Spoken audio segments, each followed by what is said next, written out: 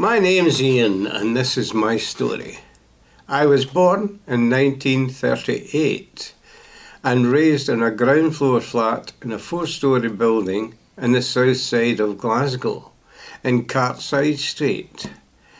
This named Cartside Street is because the River Cart runs along the side of it. The Cart ends up in the Clyde around about Renfrew somewhere.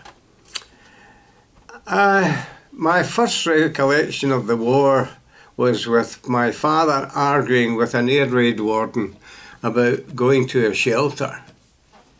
And as the air raid warden was threatening him with all sorts of things, fines and prisons and things, and as my dad turned and said to him, "Look, I'm not going to no shelter.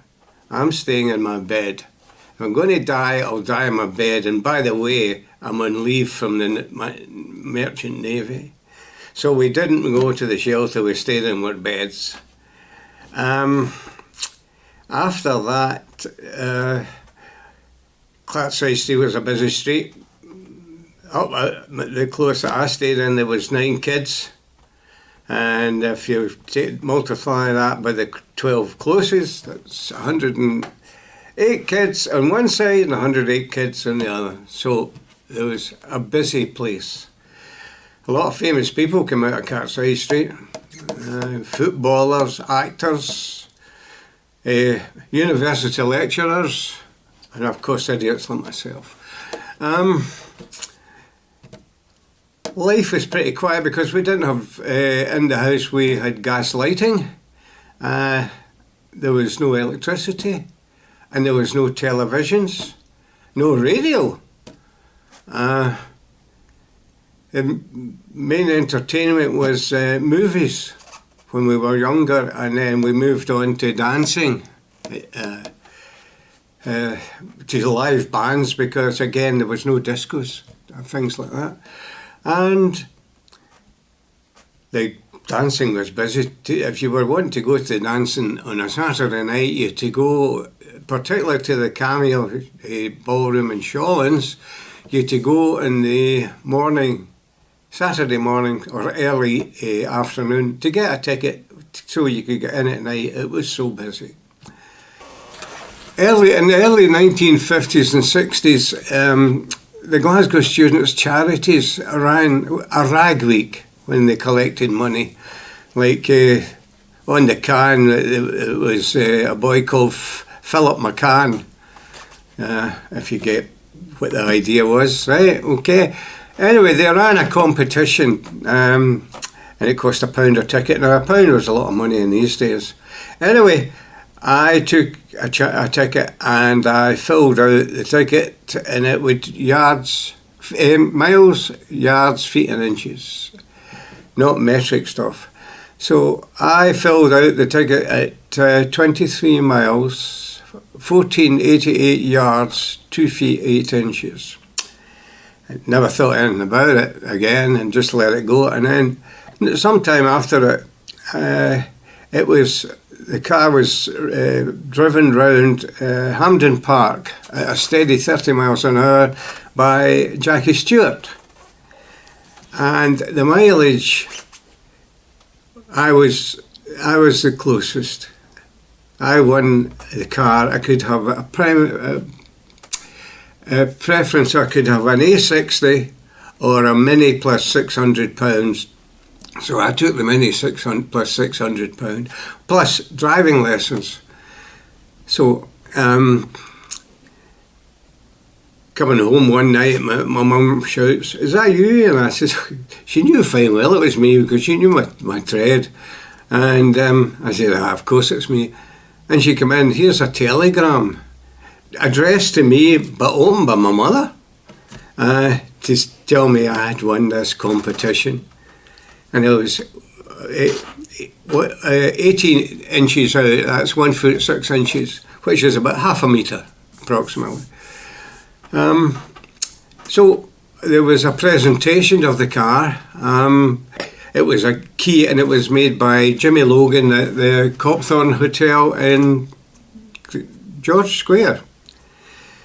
Of course, I was presented with a key of a car, which I obviously had to hand back because it wasn't the proper key. But that was that. When I left school, I left school on the Friday and started working the Monday as an office boy in a building contractors in Glasgow. While there, I was made up to be a surveyor with them, and I had to go to night school. There was no day release, no nothing like that. It was all night school.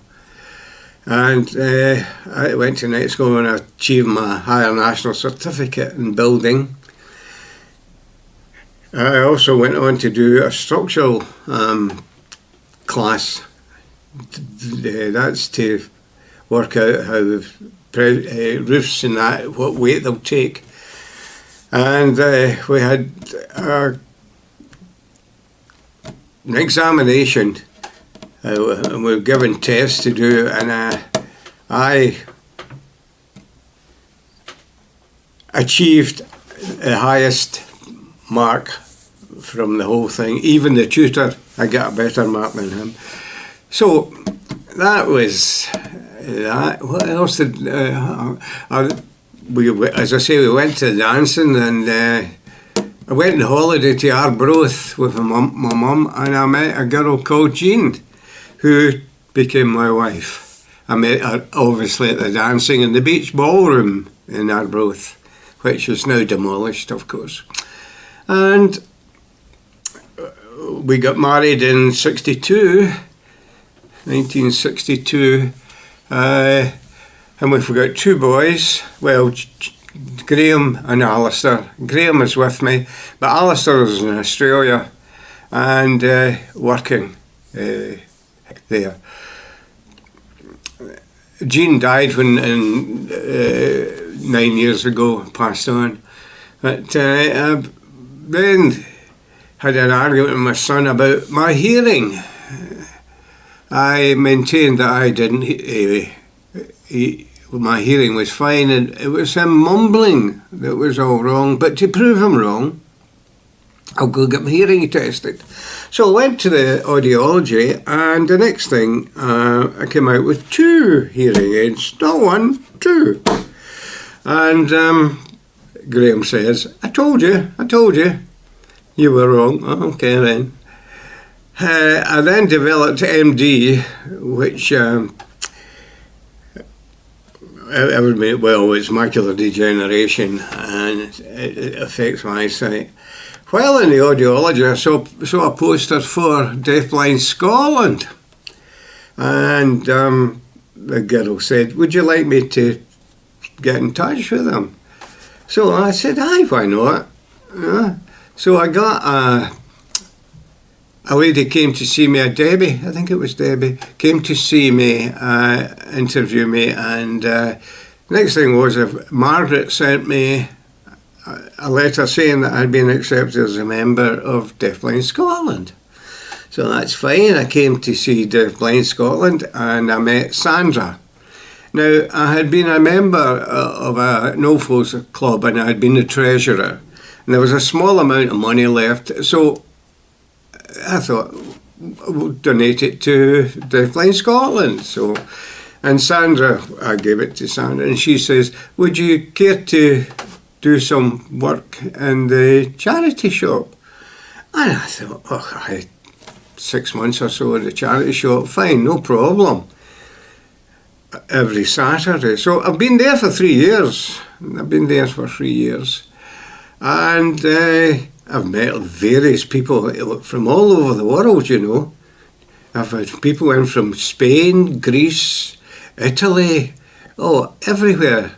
Canada is another place. And I've also had people in who are hard of hearing and partially blind as well, but didn't know about Deafblind Scotland. So I then informed them about Deafblind Scotland. The charity shop's in Kirkintilloch, and Deafblind Scotland is in Lenzie, which are quite close together. And people didn't know about Deafblind Scotland. So I've informed them that where it was and all sorts of, and things like that. Also, lady came in who had cancer of the throat and was having difficulty speaking.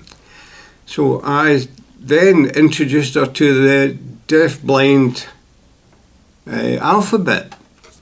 And when she comes in now, we try to communicate with the deaf-blind alphabet.